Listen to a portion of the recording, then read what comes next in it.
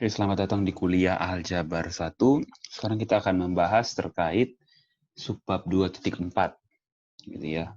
Subbab 2.4 tentang teorema Lagrange. Gitu ya.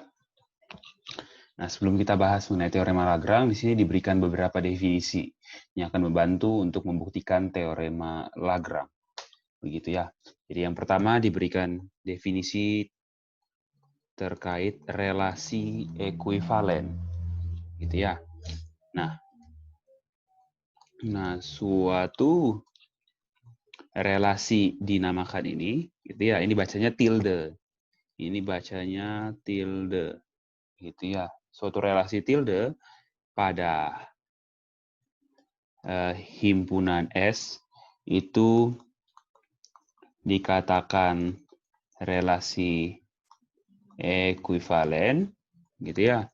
Jika gitu ya, untuk setiap 2-3 unsur di S ini memenuhi sifat-sifat berikut. Yang pertama, A tilde A itu berelasi dengan dirinya sendiri atau ini sifat refleksif. Gitu ya, Terus yang kedua, gitu ya. Jika A berelasi dengan B, maka B juga berelasi dengan A. Itu adalah sifat simetri.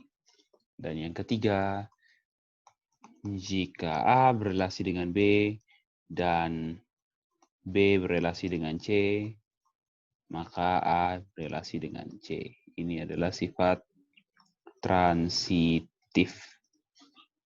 Gitu.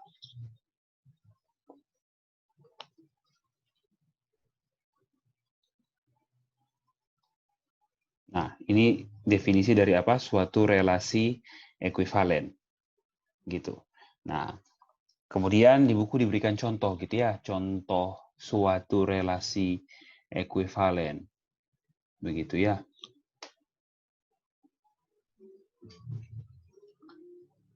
Nah, perhatikan di sini diberikan contoh ya. Contoh misalkannya ini, gitu ya. Definisikan. Oke, sorry, sabar. Kita sebelum mulai definisi kita ini dulu ya. Misalkan S itu adalah himpunan bilangan bulat, gitu ya, himpunan bilangan bulat. Terus N itu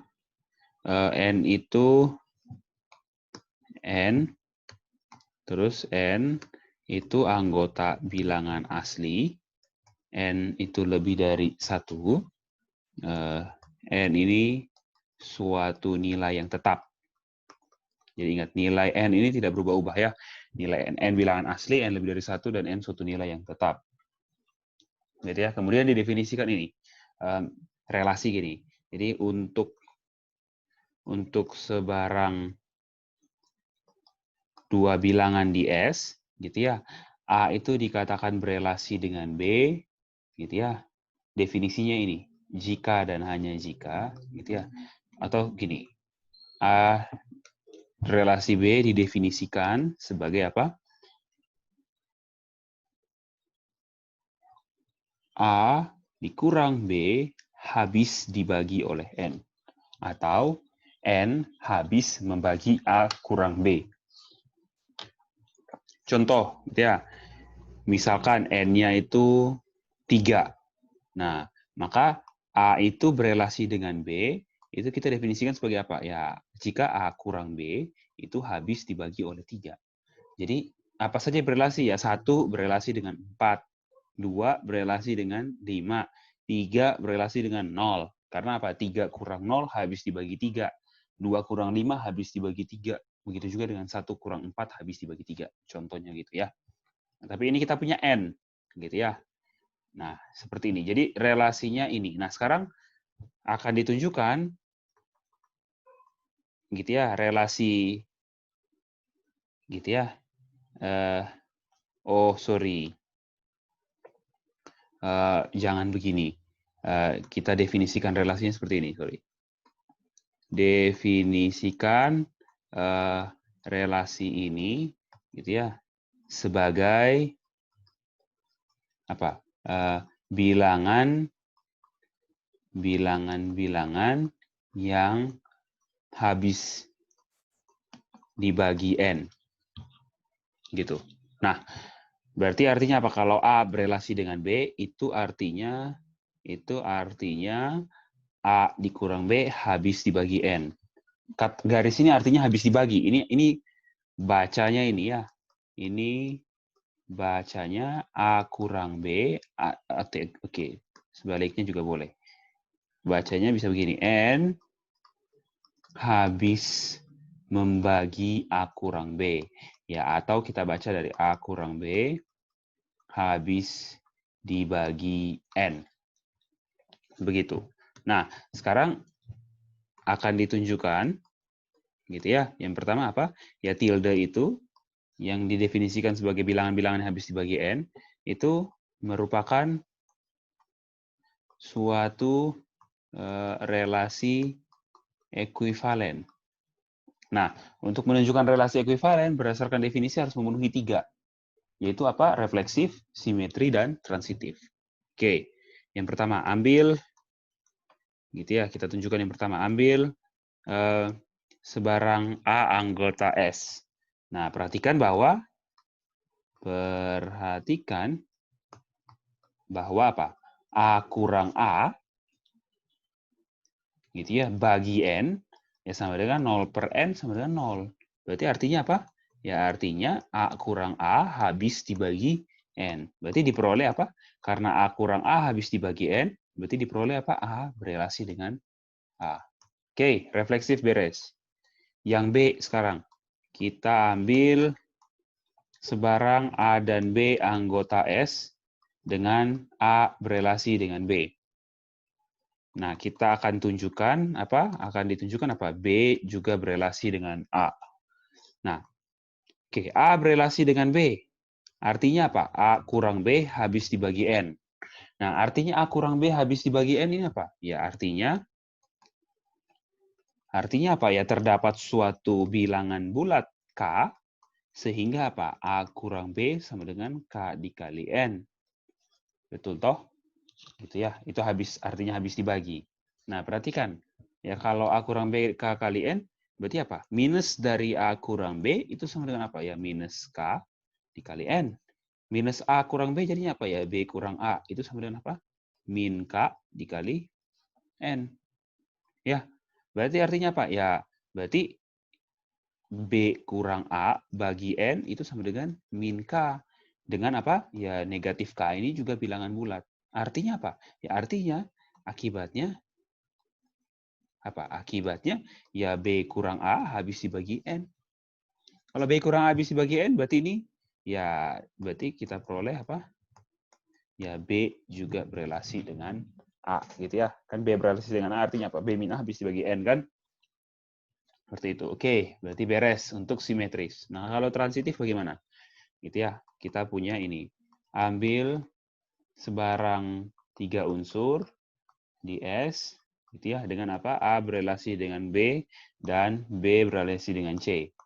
Nah, akan ditunjukkan apa? A berelasi dengan C. Oke, bukti. Gitu ya. A berelasi dengan B, artinya A min B habis dibagi N. Terus A, B berelasi dengan C, artinya apa?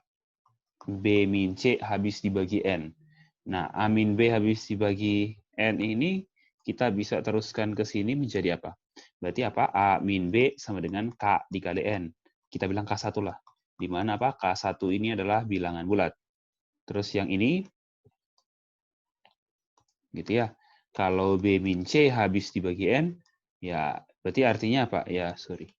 Ini berarti artinya ya B min C sama dengan K2 dikali N. Di mana apa? K2 ini juga bilangan bulat. Gitu. Nah, apa yang terjadi? Apa yang terjadi? Berarti kita mau lihat apa? Kita mau tunjukkan A min C habis dibagi N gitu kan. Nah, perhatikan. A kurang C itu sama dengan apa ya? Ini sama dengan A kurang C ditambah 0. Ini kan sebenarnya apa nih? A dikurang C ditambah B tambah min B gitu ya. Karena ini kan bilangan bulat ya. Ingat ya, A dan C bilangan bulat, jadi tidak masalah. Ini kan sama saja dengan apa nanti? A dikurang B ditambah B kurang C. Ya, kita tahu apa? A kurang B sama dengan apa? Ya, K1 dikali N. Dan B kurang C sama dengan K2 dikali N. Berarti apa? A kurang C sama dengan apa? K1 tambah K2 dikali N. Dengan apa? Ya, oke. Sorry.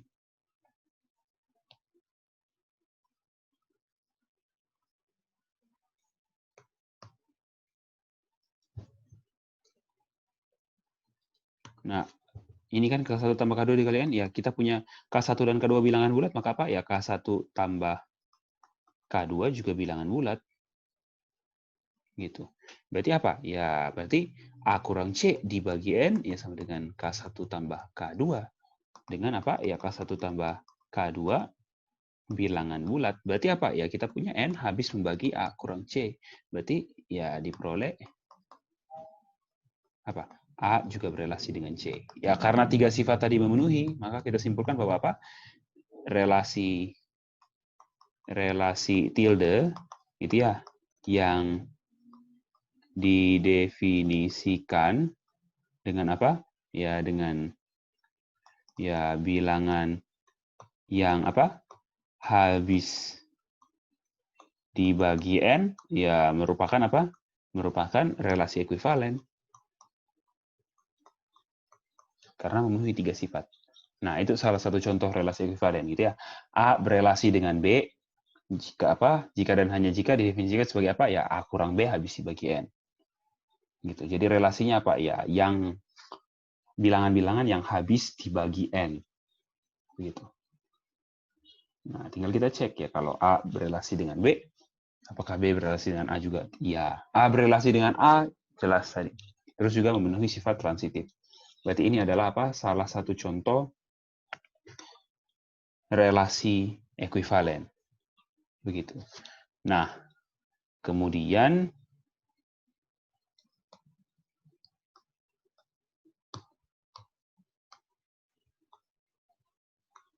oke.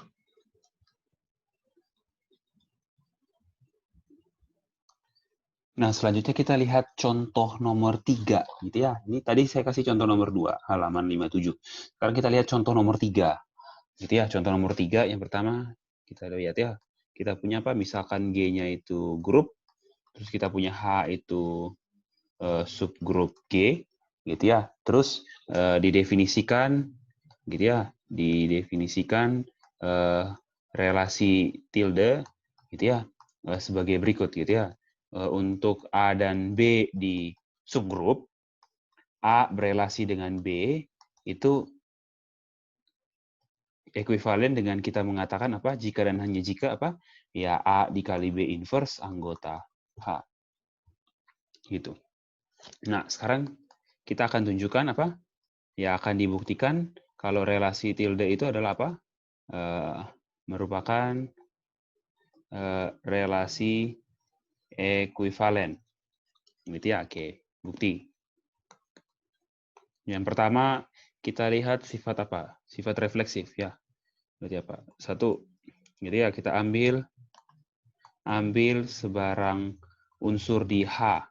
Nah, kita tahu kalau ya perhatikan bahwa apa? Ya A dikali A inverse anggota H, gitu kan ya. Dan kita tahu A kali A inverse itu sama dengan apa? Identitas, itu anggota H. Berarti apa? Ya diperoleh apa? Ya A itu berelasi dengan A. Karena apa? A berelasi dengan A berdasarkan definisi apa? Jika dan hanya jika apa? A kali A inverse anggota ya. Ya A kali A inverse anggota A gitu ya.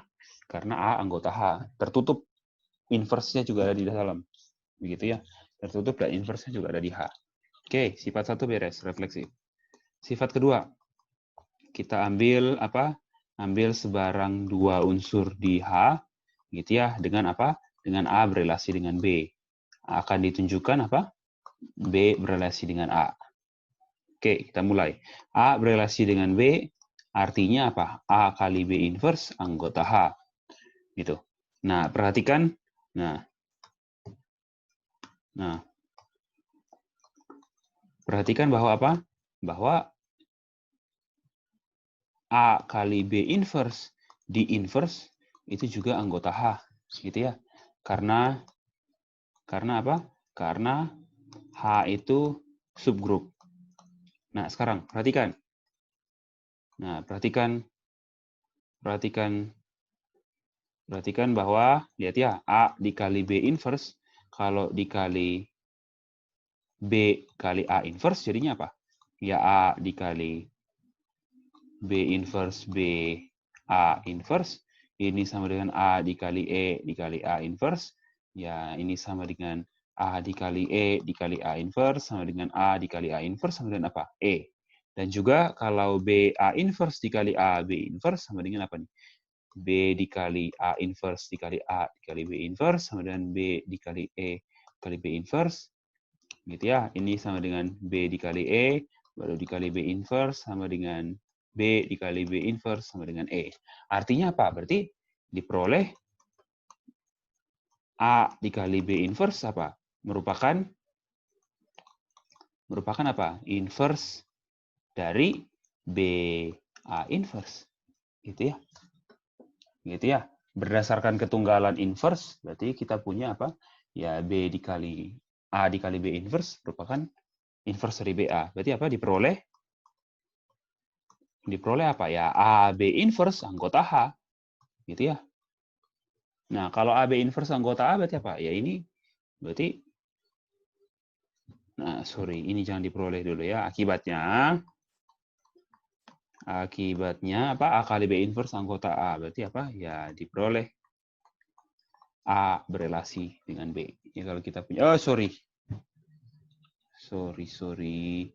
Yang kita punya itu bukan AB inverse. AB inverse yang anggota A. Terbalik. Di sini apa? Ya BA inverse merupakan inverse dari AB inverse. Akibatnya apa? Ya di sini BA inverse anggota A. Berarti kita peroleh apa? B berelasi dengan A. Maka beres simetri. Oke, C. Kita mulai. Ambil sebarang 3 unsur ya. A, B, C, D, S. Dengan apa? A berelasi dengan B dan B berelasi dengan C. Oke. Akan ditunjukkan apa? Ya, A berelasi dengan C. Kita mulai. A berelasi dengan B, itu berarti A berelasi dengan B, maka A, B inverse anggota H. B berelasi dengan C, maka apa? B, C inverse anggota H. Nah, berarti H subgrup. Berarti maka apa? Ya, A, B inverse dikali B, C inverse juga anggota H. Nah, perkaliannya apa? Ya, A, B inverse dikali B, C inverse itu sama dengan A kali B inverse B, C inverse.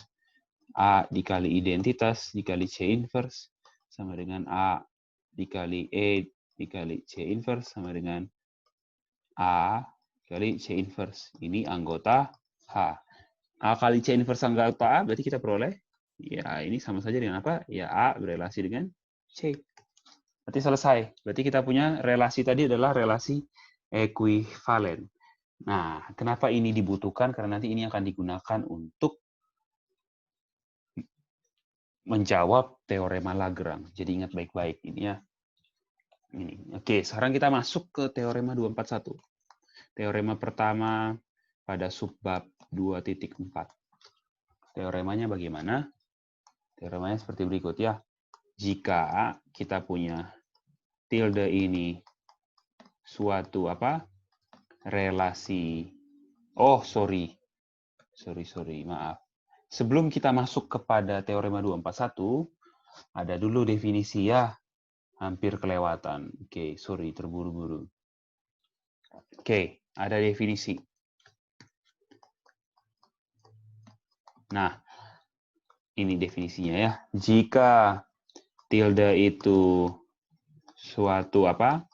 Suatu relasi ekuivalen pada himpunan S. Nah, maka gitu ya. Namakan A dikasih kurung kotak gitu ya. Gitu ya. Atau biasa dibuat apa? Dibilang apa? Ini namanya, nama lainnya adalah kelas dari A. Gitu ya. Kelas dari A itu ini. Didefinisikan sebagai berikut. Yaitu apa? Ini. Kelas dari A itu adalah apa? Semua unsur di S, yang dimana apa? Dimana unsur itu berelasi dengan A. Jadi semua unsur yang berelasi dengan A, kalau kita himpun ke dalam suatu himpunan, maka itu jadi apa? Kelas A. Contoh, misalkan tadi kita pakai contoh nomor 2 ya. Apa namanya? Gunakan contoh nomor 2. Tadi contoh nomor 2 apa? Relasi tildenya itu adalah apa? Ya A berelasi dengan B jika apa? A kurang B habis dibagi N. Gitu ya. Terus kita pilih. Misalkan pilih N 3. Berarti apa? A berelasi dengan B jika dan jika apa? A kurang B habis dibagi 3. Nah, sekarang kita mau cari kelas yang isinya 4. Kelas 4. Kelas 4 itu artinya apa? Berarti ini adalah semua anggota bilangan. Gitu ya, semua bilangan. S itu kan himpunan bilangan tadi ya, yang di contoh 2. Yang mana apa? Si bilangan itu berelasi dengan 4. Atau dengan kata lain apa? Si bilangan itu kalau dikurang 4 habis dibagi 3. Nah, ini apa saja? Apa saja bilangan-bilangan yang habis dibagi, yang dikurang 4 habis dibagi 3? Ya, ini contohnya apa? Coba ditulis dulu. Apa itu? 1. 1 kurang 4 min 3 habis dibagi 3 ya. Terus apa lagi? 4. Ya, 4 kurang 4 habis dibagi 3. Gitu ya. 7. Tambah-tambah 3 saja ya. Ini 10, 13, 16, dan seterusnya ini kurang 3. 1 kurang 3, min 2. Min 2 kurang 3, min 5, dan seterusnya. Nah, ini adalah kelas 4. Gitu ya. Jadi semua bilangan yang kalau dikurang 4 habis dibagi 3. Gitu ya. Ini contohnya ya. Oke, nah selanjutnya kita akan masuk ke teorema 241.